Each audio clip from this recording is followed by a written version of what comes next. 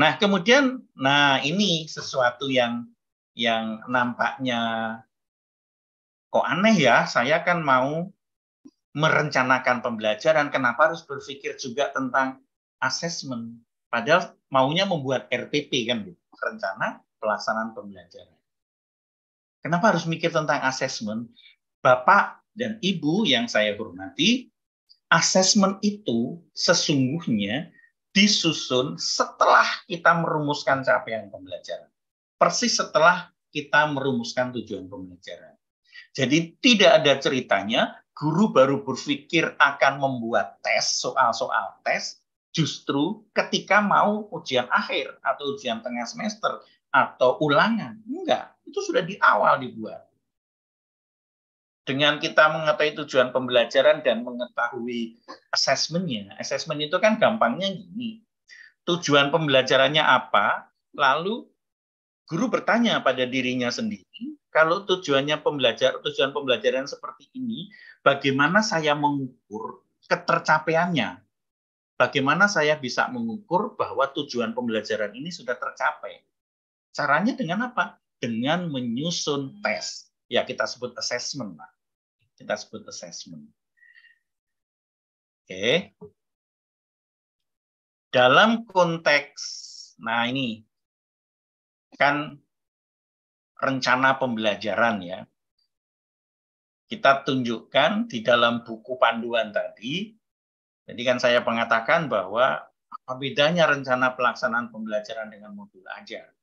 Yang kalau di dalam word cloud yang pertama itu ya kira-kira mirip. Nah, di dalam buku panduan itu dijelaskan ada perbedaannya. 3 hal sama. Ada tujuan pembelajaran, ada langkah-langkah pembelajaran, dan ada rencana assessment. Di awal dan di akhir, kalau dulu kita kenal pre-test dan post-test. Tapi kalau sekarang, di modul ajar, 3 hal itu sama, hanya di rencana assessment itu kita harus mikir assessment di awal. Assessment di awal gunanya apa? Supaya kita tahu seberapa kemampuan siswa kita sebelum kita berikan pembelajaran.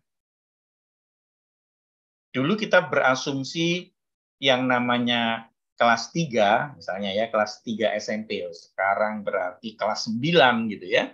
Yang namanya kelas 9 tentu sudah paham, mengerti materi-materi di kelas 8.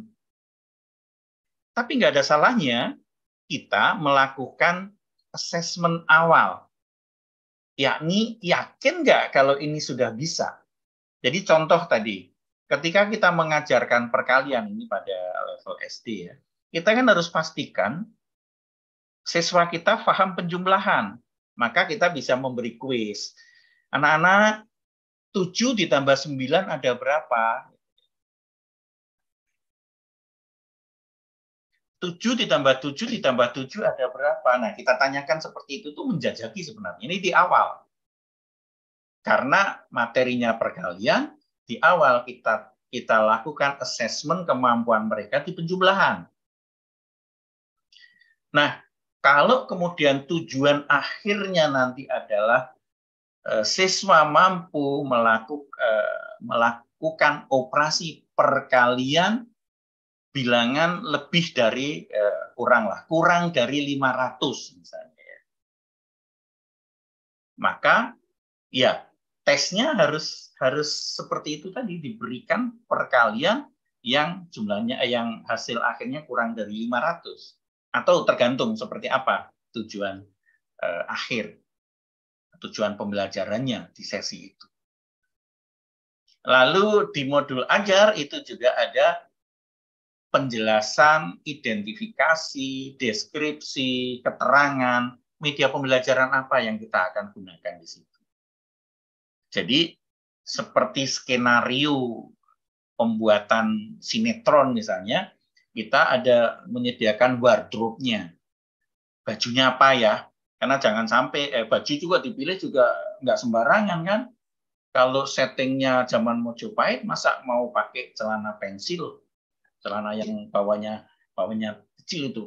Kalau kita mau buat film yang era-era tahun 70-80, sudah pasti anak muda waktu itu pakai celana yang komprang di bawah, cutbray, cutbray orang bilang ya, lebar, celana arafik kita sebut. Lebar bisa menyapu jalan. Nah, jangan sampai salah, tiba-tiba settingnya tahun 2023, tapi anak-anak SMA pakai baju seperti itu, jadi nggak pas. Nah, kita selaku guru harus tahu apa yang perlu kita siapkan, bahan rujukannya apa. Kalau nanti menggunakan video yang di YouTube, alamatnya di mana itu? Kalau menggunakan referensi, lebih baik referensi yang di laman itu kita berikan.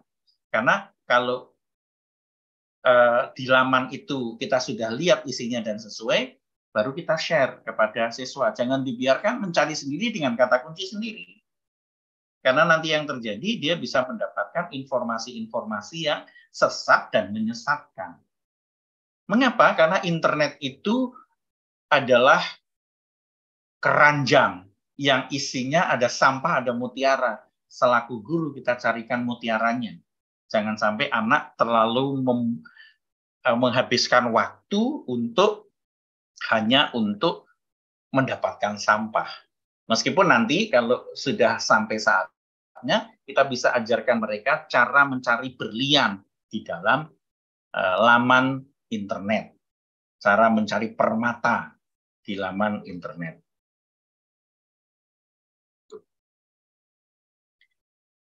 Oke, kemudian nah, modul ajar kita buat, kalau tadi ya sebentar, modul ajar isinya apa, seperti itu, minimum. Nah, biasanya modul ajar itu ada 3 bagian. Satu, isinya informasi umum. Ingat ya, modul ajar yang disebut di sini sebenarnya adalah kata lain dari RPP, cuma ada lebihannya, maka disebut RPP Plus. Ada informasi umum. Informasi umum itu jelas penulisnya siapa. Kita harus berani menuliskan nama kita kalau kita memang penulisnya. Ya, itu pertanggungjawaban sebenarnya. Lalu kompetensi awal peserta didik. Tadi contohnya, karena kita mau mengajarkan perkalian, kompetensi awalnya adalah peserta didik sudah mampu melakukan operasi penjumlahan sampai bilangan berapa. Lalu ada deskripsi mengenai profil pelajar Pancasila yang dituju. Apakah bekerja sama, bergotong royong, dan seterusnya. Itu ada komponen-komponen atau elemen-elemen dari profil pelajar Pancasila. Itu aspek sikap sebenarnya. Lalu sarana dan prasarananya apa? Kalau kita nanti pakai proyektor, harus sudah yakin ada proyektor. Kalau tidak ada, mungkin pakai wall chart, atau mungkin pakai flip chart. Nah, kalau Bapak Ibu dari LPTK yang sudah sekian lama lulus tahu itu flip chart apa, wall chart itu apa, dan macam-macam media kan. Target peserta didiknya siapa, model pembelajaran yang digunakan siapa. Yang sekarang disarankan itu problem based learning. Siswa dipapari problem dulu, baru diajak berpikir untuk memecahkan masalah. Atau project based learning. Ada produk yang mau dibuat, guru mengawal dengan langkah-langkahnya. Ini pada level SMK sangat cocok kalau project based learning. Atau case based method, metode pembelajaran berbasis kasus. Tapi ini cocok memang untuk SMK misalnya. Lalu komponen intinya tujuan pembelajaran. Ingat, tujuan pembelajaran yang di sini tidak sembarang tujuan pembelajaran, tapi sudah urutan yang dibuat di dalam ATP. Alur tadi. Jadi ini giliran tujuan pembelajaran nomor berapa. Lalu asesmennya seperti apa? Ada pemahaman bermakna. Pemahaman bermakna itu gampangnya gini. Apa yang bakal didapat sih kalau mempelajari? Apa yang bakal kita mampu? Gunanya apa belajar? Itu pemahaman bermaknanya. Lalu ada pertanyaan pemantik supaya anak terpicu terpantik rasa ingin tahunya. Lalu mikir apa yang akan diberikan Bu Guru ya, apa yang akan diberikan Pak Guru ya, dan seterusnya. Lalu kegiatan pembelajarannya apa, dan refleksi peserta didik dan pendidik. Ketika selesai mengajar, selesai memfasilitasi pembelajaran, guru tentu berpikir tadi sudah benar nggak ya saya ngajar. Kalau benar sih harapannya sudah pasti. Tapi efektif nggak waktunya ya? Kenapa anak-anak pada tidak ada respon yang bagus? Nah itu refleksi. Gunanya apa refleksi itu? Refleksi yang kita tulis nantinya akan menjadi pengalaman kita untuk tahun depan kalau menyelenggarakan pembelajaran yang sama, kita tahu cara yang kemarin gagal itu, atau tidak berhasil, atau tidak efisien.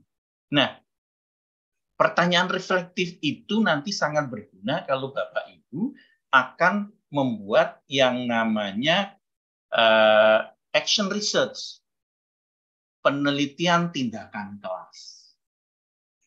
Karena ada problem di situ, lalu kita akan perbaiki, toh. Nah, ada problem kita akan perbaiki, itu menjadi bahan mentah dari suatu riset, action research, atau penelitian tindakan kelas, karena akan diuji cobakan di kelas. Nah, setelah komponen inti itu tentu ada lampiran-lampirannya. Tadi ada assessment tuh, ada assessment. Ada lembar kerjanya nggak? Kalau praktikum mesti ada lembar kerjanya. Ada rubriknya nggak? Harus kita kasih rubrik. Rubrik itu adalah patokan penilaian, pedoman penilaian. Kalau assessment-nya itu berupa essay yang mahasiswa harus menjelaskan, tentu harus kita buat rubrik. Kapan dianggap jawaban itu 100% benar? Kapan dianggap, oke, ini 75%, ini ya 25%, atau ini sama sekali salah. Nah, itu sudah ada. Sehingga siapapun yang melakukan penilaian tahu betul batasan-batasannya. Bahkan kalau nggak ada rubrik ya, kita sendiri yang buat soal pun, ketika 3 bulan lagi melihat soalnya, tidak dengan mudah kita tahu jawaban yang benar seperti apa, 50% benar seperti apa, 25% benar seperti apa.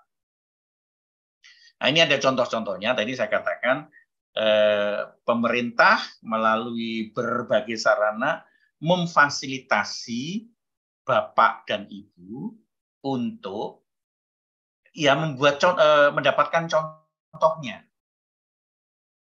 Ya, mendapatkan contoh-contohnya. Ini ada contoh CP dan ATP, ada contoh modul ajar, dan sebagainya. Tinggal nanti dicari. Jadi gampangnya begini deh. Sebetulnya kenapa saya harus bilang ngajarin bebek berenang gitu ya, ngajarin ikan berenang. Karena sudah ada banyak contoh-contohnya. Sekarang ini kan hanya sekedar memicu, memantik Bapak Ibu untuk, oh ya ternyata nggak sulit kok. Karena biasanya kalau kita lihat sendiri kan, duh sulit ya, gimana ya cara membuat ini itu. Ada contoh yang bisa kita pelajari untuk kita tiru. Jadi itu Bapak Ibu yang saya hormati, apa yang dapat saya sajikan untuk memantik diskusi kita malam ini. Mudah-mudahan masih cukup banyak waktu untuk berdiskusi.